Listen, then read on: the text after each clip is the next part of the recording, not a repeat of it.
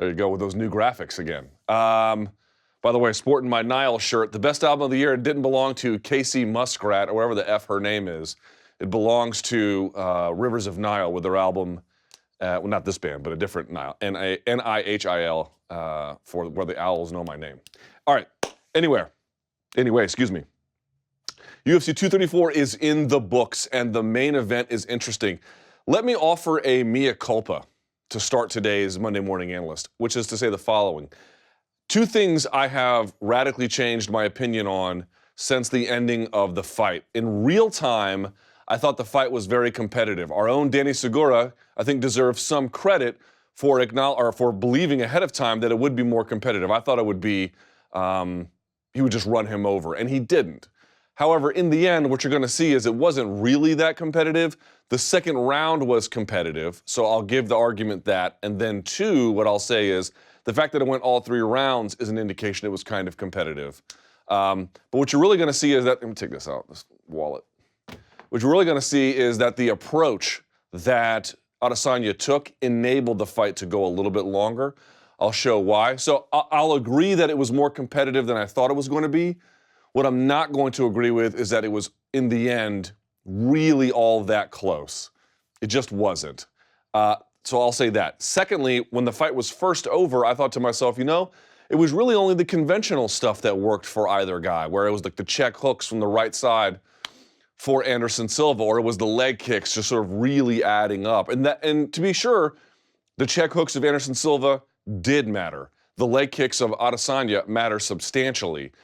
But upon review, that is just totally wrong. I really have to go back and slap myself around for saying that, because it's not true. In fact, what I walked away with after really examining what happened is the exact opposite. Israel Adesanya, buddy, we talk about stance switchers and non-stance switchers. We talk about Cowboy Cerrone, a guy who doesn't do a lot of stance switching, but has a real great understanding of timing, of the fundamentals. And if you don't have that and you try stance switching on him and you're not as good at that as he is at the more conventional traditionals, you're going to have problems. Conversely, guys are switching stances for a reason. The really, really good ones, your Dillashaws, your Holloways, people like that. And now, of course, John Jones. I'm going to add Israel Adesanya to the list. In fact, what I'm going to say is, from what I can tell, and again, that's limited to my understanding, but from what I can tell, nobody switches stances in MMA like he does. He is probably the best stance switcher that there is. That's a different question about whether who's overall the better striker, and you can have a debate about that, but in terms of stance switching, he's the best. No one incorporates as many elements into it as he does, and because he can do that and basically coast to victory or outright stop people, I'm going to say he's the best stance switcher in MMA. Let's go to the slide if we can. I put this together for you donks. All right, here we go. So here is our friend, broken native, Anderson Silva. Israel Adesanya. How did Adesanya best the Spider? As always, it is the same, what do you want to call it, disclaimer that I give for all of my analysis. I'm not suggesting to you this is the only way. I'm not suggesting to you this is the complete way or the best way to understand this fight. It's the way that I view it. I always encourage people to seek out other forms of analysis and make up your own mind. I'm going to make an argument for what I believe is true, but I want to make that known. This is not suggested to be, this is the holy grail of understanding this fight or this fighter. Not true. All right. What did he do? Let's go through these constantly. Number one, you heard Dominic Cruz mention this. Anderson Silva was kind of posing off from the southpaw position a lot, but it was Israel Adesanya that was doing so many different things in terms of the overall workload. Number one, he was throwing more. The stats speak to that. Number two, to set up those strikes, he was just constantly feinting. And there was different ways he would do it. He had a number of setups. We'll get into them in a minute. But the point being is, every time he'd throw a strike and exit or the end of an exchange would happen, he'd reset and automatically start feinting. Automatically on the go with that all the time. Never resting. Not berserking forward, but not resting. Constantly feinting. Anderson Silva really wasn't. Number two, outrageous variety of setups from both stances. Okay, From the southpaw stance, he has so many different ways to find entry to make contact, whether that's with the legs, whether that's with the hands, whether that's with the elbows, whether that's with the knees. He has just a gazillion of these. From Orthodox, he has the exact same thing. There is some overlap between the ways he does it. You're going to see him in a minute. But the point being is, when I was watching this, it took me many, many times upon repetition to begin to detect patterns. And in fact, there's not all that many patterns to detect because from either stance, he has an innumerable amount of setups. And it all depends on what you give him or what he wants to impose. Here's an example of it. At certain times, Anderson Silva was standing, he was standing in the orthodox position at certain times. Adesanya would stand in the southpaw and at times try to take the lead foot angle. What Anderson Silva would do is he would open up his stance, like Cody Garbrandt did against TJ Dillashaw, to prevent him getting that angle. So in that case, Adesanya would find a way to get on the inside, which you can do if you have the faster punch, the quicker hand speed. Other times when Silva didn't do that, he would take to the outside and he would set all that up. Just a ridiculous amount of setups. It's really kind of hard to follow, to be perfectly honest with you, unless you really, really examine what had happened. Number 3. This, to me, is the most important one of all of these. This is why I think he's the best stance switcher in MMA. Simultaneously mixes alterations of range, weapon choice, and timing. Holy Jesus. Here is what he will do. He has a way, several different ways, from either stance, of switching into the other one. And when he does, while he's switching, he will switch the distance between you. He will change the weapon choice and disguise it because you can't really tell what's coming. It looks like it's one thing, it looks like it's another. From that switch before, he made this choice. Then from the same switch, he'll make a different choice. Then he'll make a 80%-ish similar switch and then throw a third one all together. So the switches are all kind of similar, but a little bit different at the same time. You think that one's coming, another one's coming, he'll fake and go to this one, he'll fake, go to that one, he'll just come on straight. Like, it is outrageous. So he can switch the distance between you, the weapon choice based on that. So think about it this way, I could be at kicking range, and I'll show you how he does this. He'll switch into boxing range while switching sides. Now, instead of kicking, I'm in boxing range, so I'm gonna punch you, and then he'll delay timing certain times. So in one move, he'll get closer to you, change the weapons, and alter the timing. All in one move. Nobody does that in MMA. Nobody. Nobody does that. Nobody does that with the degree of skill that he does that. When I'm talking about the best switchers in MMA, I'm not just talking about guys who are comfortable here and here.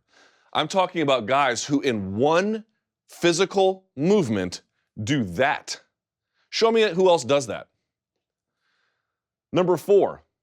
This was kind of interesting too. What was one area of failure for Adesanya? I would say it was head kicks. And he was setting them up all kinds of different ways. He would go to the leg, go to the leg, go to the leg from, again, either stance, outside lead leg, inside lead leg. He would go to teep to the gut, all kinds of stuff. In the end, he wasn't able to use that to set up the head kick. Silva was just too good. On the other hand, he ended up just banging on him constantly with it. So when I say it attacks, the conventional attacks pull double duty, number 1, he's trying to set up the head kick. It didn't really work this time out, but okay, it didn't work. You know what did? All the leg kicks. All the damage from the leg kicks, including buckling him, I think it was in the second round maybe, right? So they pulled double duty. Either they're gonna give you the head kick or they're just gonna land on their own, but they're hard enough to land. And that's what's important. And number 5, I added this one. I spoke to Adesanya yesterday. I added this one when I spoke to him. It was not something that immediately occurred to me, and he brought it to my attention. Why didn't he knock him out? Because a lot of reasons. Silva's very good. But also, 2, what was happening was Silva wants you to do that thing where you just come in with that heavy punch.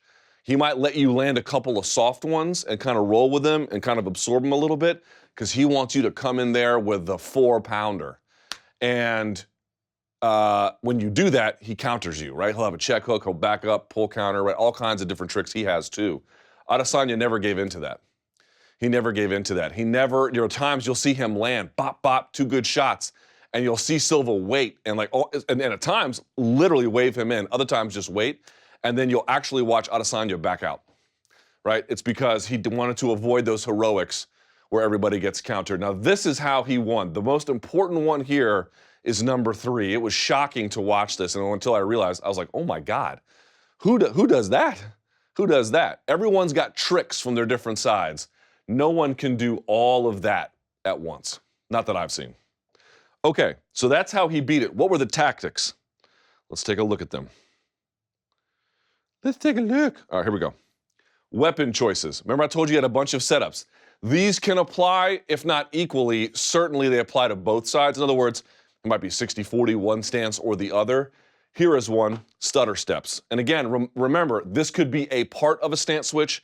This could be by itself where the stance switch was obvious and now he's just in a different stance and motioning forward. But stutter steps, he does a lot of stutter stepping, and at times he'll follow through with the timing of the stutter step. So da-da, da-da, pop. A lot of other times he'll fake and feint and then come with the left. Again, sometimes he'll be on the inside of the lead foot. Sometimes he'll be on the outside of the lead foot. Sometimes he'll stutter step and then throw a kick. Sometimes he'll stutter step and then just motion with his hip, right? But this is one of the common ones. He'll lean in, nose, knee, and toe, sort of all in alignment on a straight line, and he's stutter stepping, right? That's a big one. Number 2, different kinds of stance switching. Here was what was amazing to me, and this is what I'm talking about before when I mentioned where he's mixing everything together. What do a lot of guys do? They'll stand here and then they'll switch, right? Or the ones that we say are so interesting, they'll punch and then switch in the middle, like what they call shifting, in the middle of a combination. Here's what he does. He will sit commonly, it was commonly in the right-handed position, Orthodox. He'd actually bring his knee up, fake like he would go to like a kick or a teep or something, bring it down. And now he's here. What does that achieve when you watch it in real time? When you watch it in real time, if I'm here, but I kind of just rotate, I haven't moved forward. If you do this, and I pick up and step, now I am closer to you. And now I'm closer to boxing range. All of a sudden, I'm in Orthodox stance. Now I pick up and shift. Now I'm in boxing range, and I'm in southpaw, and now I can delay my timing and stutter step all the way in. That's what I'm talking about when I talk about number 3. Mixes and alterations of range, weapon choice, and timing all at once. All at once from just that little movement. He doesn't rotate. He literally steps into a new range, and as a consequence, everything changes right there. It's simple, but it's brilliant, and only you can do that if you've got command of range and you've got command of the basics and timing and reflexes and everything else. Inside lean. This was commonly, I want to say from southpaw, but I have to go back and watch the tape, but he would do a lot of, he'd lean one way and then sometimes throw a left and dart. He would do a lot of leaning where he would do, maybe from this position, he would kind of step forward and lean. This is actually, it was successful for him, but this was where, you remember when Anderson Silva was catching him with the right hands? Those like check hooks? It was from these inside leans. In fact, I got one of them on here. I'm going to show them to you. So this worked the majority of the time, but Anderson Silva began to read it. And by the way, he began to read that stance switch with the step forward as well. Half beat attacks. These are common, but again, he's marrying it with everything else at once. He was constantly getting Silva before he could even put his foot down. So remember, it's not on the 1 and the 2 and the 3 and the 4. It's on the 1 half, catching him there, right? And then lastly, weapons camouflage 2 ways. How does he camouflage his weapons? As I mentioned, he might do this in front of you, and depending on your foot position is where he's going to go. You could have seen this look before, and before he went to the head, now he'll go to the body from the left side as opposed to going to the head with the jab. Another time he might come here and then throw a back kick. So he'll camouflage it by, it'll look the same, but it'll be a slight differentiation. So in other words, it'll still be a punch. And then the second way he'll do it is it could be a completely novel attack. It could be, that could just be the setup to something totally different. Who does that? Who stance switches like that? Nobody that I've seen. And look, that's not to say that those other stance switchers can't use their stance switching at a higher level of achievement. But what we're asking is, in terms of the sophistication of what happens when they stance switch, nobody incorporates as many variables successfully as Israel Adesanya. And I don't think that's up for debate. One last note. We'll look at the numbers here, and then we'll look at some of the slides. What was something you noticed? And I bring this up with him in the interview, which is the second round was competitive. They both landed 20 strikes. A lot of those were just leg kicks for Adesanya. So, you know, people just, and I'm not saying this is wrong, they tend to count head strikes a little bit more. So that's why you saw, I think, more people picked Silva. You could have gone Adesanya. I think I did in real time. But if you picked Silva in the second round, I certainly am in no position to argue with this. That was definitely his most competitive round. Here's what I want you to pay attention to, if you can, real quickly. Let me zoom in here a little bit. These are these are Anderson Silva's overall career statistics. So let me show you this one, yeah? Here, real quickly. Strikes landed per minute. So he's landing about 3 a minute. There's a 15-minute fight. So that means he should be landing about 45 strikes or so, okay? That's what you're looking for as a benchmark. Accuracy, 62%, okay? That's a benchmark. That's what you're thinking about here for just a second, all right? So let's zoom this back out. So now you've got those benchmarks in mind. Here was one thing I really noticed when I looked at the tape. This is the fight itself. Okay, look at Anderson Silva's overall accuracy. Let me zoom this in. This is the fight generally. Number one, Silva only landed 31 strikes. His output was way low relative to his normal. Number two, look at his accuracy. 43%, way below normal. Way below normal. He was offensively muted. The one, oops, hang on here. God, I can never know how to figure this out. The one difference is the second round, right? When they both scored 20, look at this number now. 57, much closer to his normal average. And there's one more here I wanted to show you. Oh, yeah, look at this. Look at his two other rounds here.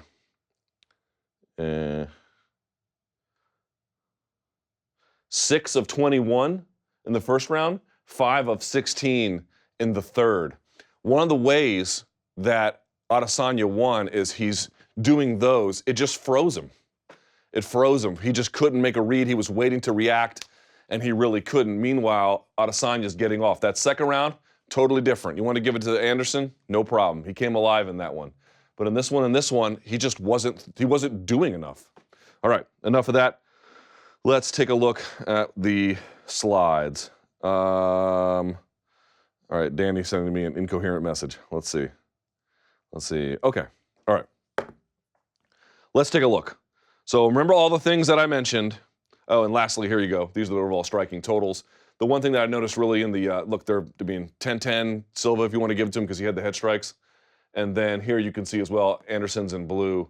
Just a little bit more work in the clinch and then a little bit more even distribution between body and leg. All right.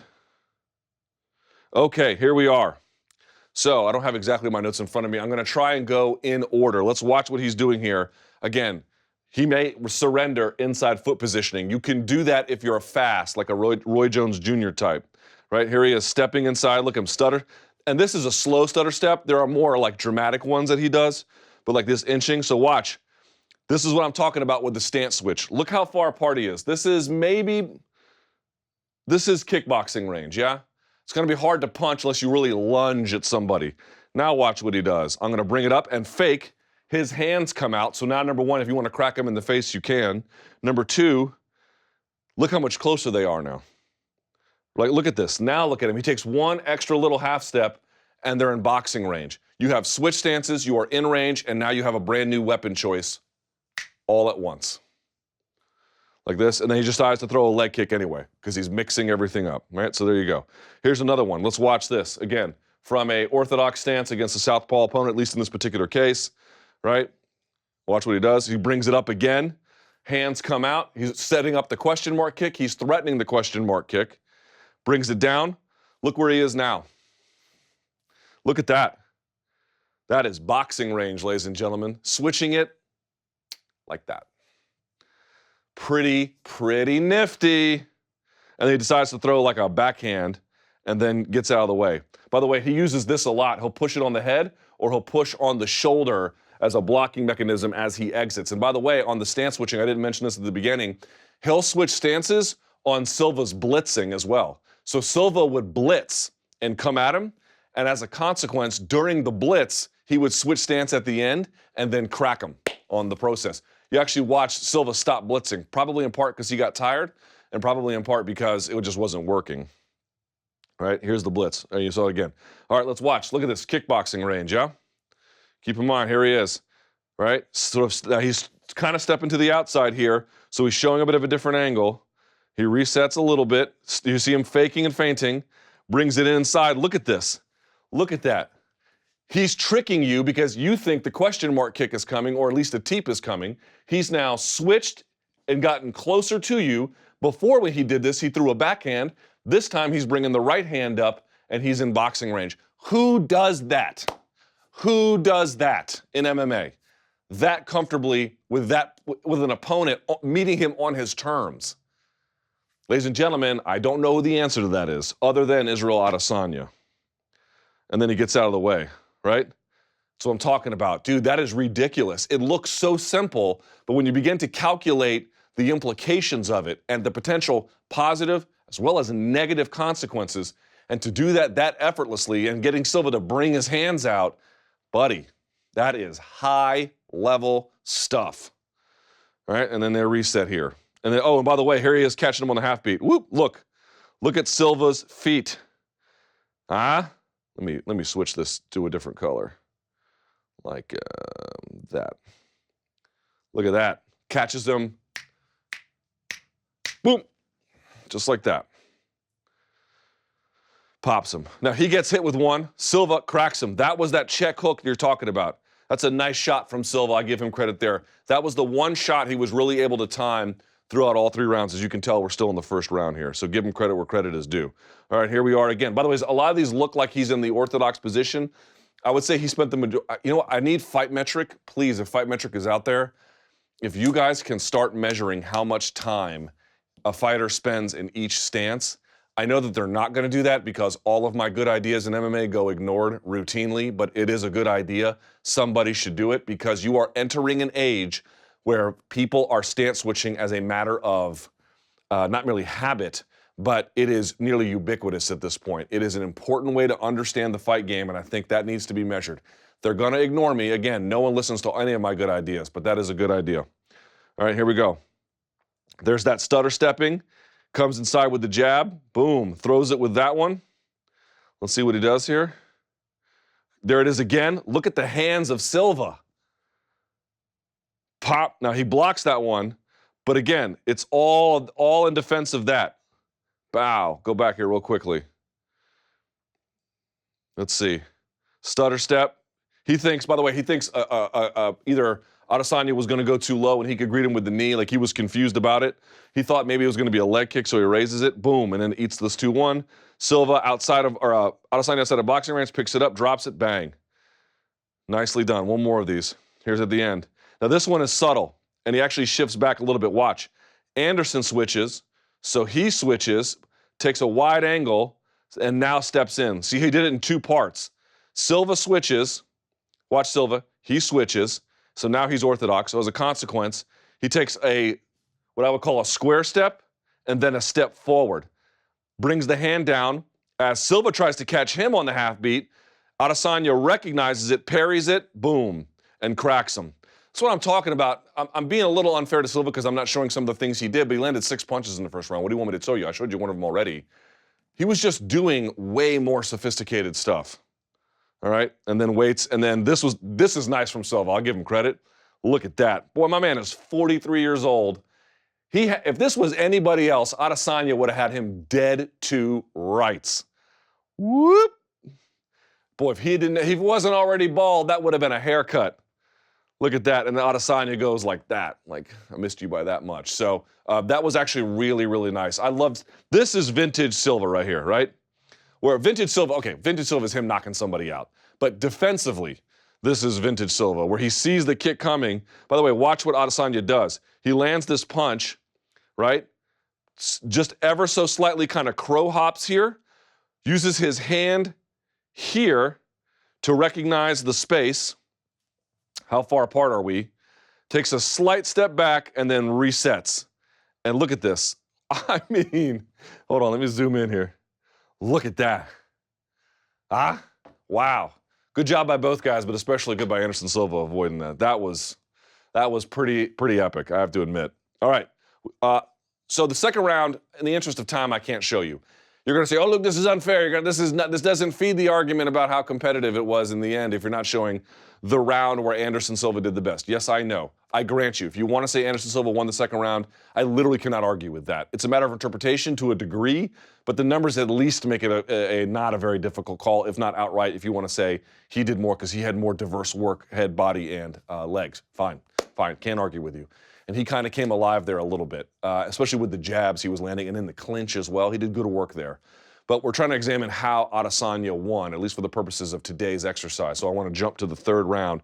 Now you've got a sense of what he's doing. He's doing this. He's stutter stepping. He's leaning. He's coming this way. He's leaning. He's coming that way. He's stance switching in a way where he's closing distance at the same time. Right? You're getting a hang of this. He's catching people on the half beat as they move or they escape. He's investing in the leg kicks. He's push kicking. He's doing all that stuff, right? Here's another example of that, right? Here he is faking, right? He's going to step in, and looks like he's going to go to the body with like a push kick, and instead kind of goes to the thigh. Silva resets, and he must have liked what he saw because he does the same thing. What did I miss here? Oh, yeah. I just changed. Oh, did I miss it? Oh, for crying out loud. Well, I fucked that up. If you go to 331, watch what he does here. He actually throws it again upstairs and cracks him with it. Now, Silva kind of blocks that one, but he goes to the question mark kick after that. Okay? Here he is just a few seconds later. Oh, this is it. Sorry, I didn't mess it up. I just cut out extra stuff. Here. So here he is, 329, and he kind of follows him. He stutter steps his way in, boop, and then comes over the top. So this is the connection here, right? From here, follows, sets out the wide angle, pop, and comes over the top. Silva tries to catch it, no dice. Here we are, 312 of the third round. Still the first round? Oops. There he is, faking. I love this one. Right? Pop with the hips, and then he just comes over, parries it down, because Silva doesn't know what's coming, because he brings the hands out, right? Because if I've gone like this before, and I've push kicked you, you don't know if the push kick is coming, the question mark kick is coming, or if your hands come out, I can just parry down and throw a shot, which is exactly what he does right there, and then gets out of the way. All right, here we go. Back to the, let's see here. All right, what does he do? Let's see here. Now, I want you to know something about the foot space. Look who's got the lead foot angle. It's Silva. When you have an outside fighter or you have opposite stances, Silva has the one. That is traditionally what you think of for his left hand as the best punch. But what you see here is, it actually is Adesanya catching him on the half beat. So he wades to his own right. Look at that pop. Look at that. How do you know it's on the half beat? Like that. That's how you know it's on the half beat. Hasn't even put his foot back down. Catches him on the half beat. And then decides to blitz. Misses with the right, but stays in that stance, using the hand here. This way he knows what's coming with the arm, plus he knows how far away he is. Stays in his face, misses there. But look at that. Look at him still now, and look at this. He is in an orthodox stance, switches south, switches orthodox, just like that. Pretty nifty. All right, here we go. What's he going to do here? Catches him on the half beat, I think. Whoop, bink, comes over the top. This time, it works. You get the idea. All right. Here's another one. Stutter step, right through the top, over the top. Hands come out. Because Silva doesn't know. Look at Silva raising his legs. He doesn't know what's coming. He can't tell if it's a kick or what. So I'm talking about from the same stance or opposite stance, he's got the same one. From the same stance or the opposite stance, I don't know if it's a punch or a kick. All the setups look the same until they don't. Right? And then Silva follows here. He eats a nice one, Herb Dean kind of got in the way there. I saw that, Herb. Don't think I didn't notice that, Herb. It's an accidental thing. I'm just being a dick. But all right, you get the idea. And then lastly, at the end of the round, throws a kick, right? Investing. I love this one. Kind of fakes a little bit. It's so slight. Watch his hips. It's so slight. Hands. Watch Silva's hands. One more time. He delays the punch. He fakes a little bit and then he kind of acts like he's throwing, but doesn't really commit, slows it, hands come out, and then he finishes the punch by raising his elbow and kind of waving it in. Ready? Watch. Delays it, pop. Look at that. Delays it, pop. Dude, that's just ridiculous timing. And then switches stances and pushes through again. All right, real quickly, with the time we have remaining, which is not much. Let's do this very, very quickly. Here we are again. Throws the kick, switches stance nakedly in a way you can understand. Let's see what he does, right? There's that inside lean. You see that lean a little bit? That's the lean I'm talking about, right? Let's see here. And then this time, same thing. Just kind of comes over the top, misses a little bit, and then waves his way out. All right, here's another one. What's he going to do? Stutter steps his way inside. He's going to shift his direction one way, get Anderson to freeze or put his hands out. And if I've shifted this way, now I've got a better line with the left hand. You see that? Watch him shuffle his feet to the inside and then was ready to throw a hook after it, but he couldn't land. And then, by the way, he liked what he saw here. He shifts, throws the left, waits to throw the right, hands come up. So what does he do? Leans again, hands come out, bink, body shot. Just follows up everything immediately. It all looks the same until it lands differently. There you go. Here's another one. Leaning, takes the wide angle and throws the head kick. That just never worked for him. But you can see this time what's the difference. You saw before how he wanted to get inside foot position on the half beat. Now in the larger outside setup, he wanted to get the lead one on the outside, right? So switching it all up. Didn't work, but he's just showing so many different looks. Throws a kick, sets it up, waits. Hands come out, he's timing him here. Every time Silva does this on a beat, he's just timing him, right? Silva can't tell what's coming. Ooh, almost got hit with the question mark kick, right? He just knew he had to get it up. Fakes it, Silva reacts, right hook to the body. I love this one. Leans over, stutter steps, hands come out, pulls the punch, steps around, boom, right to the body. Just ridiculous, just effortless, just beautiful work. All right, here we are. I love this one too. The old, boom, just, Three Stooges thing. But there's a little more to it than that. I just kind of liked it because he just, by the way, you saw this eye of Silva blow up. In part, it's because, he's doing this number, because he was landing, on the left side the whole time. That one I just liked. It was just good timing. We're almost done, I promise. All right, what's he doing? From the southpaw stance, stutter stepping his way inside and just catches him. Look, pulls it and just catches him. This time, and this is that inside lean I'm talking about, right? With the one he got caught with before. Inside lean, see him lean, and that enables that lean. Now I've got a direct shot that I need to get. And you don't know if he's going to lean and then rip to the body.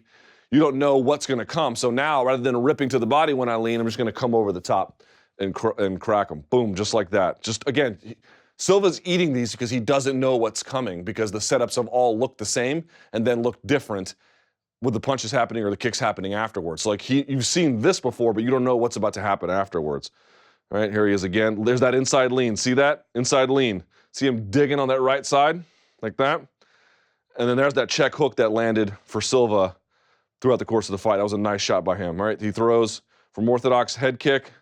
I'm going to call it quits here in a minute because you get the idea, right? Waves him back. Here it is again, stepping into a different distance. Silva this time is like, nah, I've seen that. I've seen that one, and he steps out of the way. So good read by Anderson Silva. But he doesn't throw anything for it. Here he is again, throws it up, switches. Look at this. So he is orthodox, kind of square, southpaw, lands, back to southpaw. So I love this, right? Get your hands up on this side, away from your face, come back down, and then just be good and stick your hand out. Get Silva's hands to come out in front of his face. boom, and crack him on the same side. He can't see. It's just genius stuff. Fires the left on the half beat and cracks him here. It's a nice one, blah, blah, blah. All right, you've seen the whole idea. You get the idea. I don't have to show any more of this. You saw it. Put the thumbnail up, please, if you don't mind, sirs, in the back. This is what I'm talking about, ladies and gentlemen. Let me go back to it very quickly.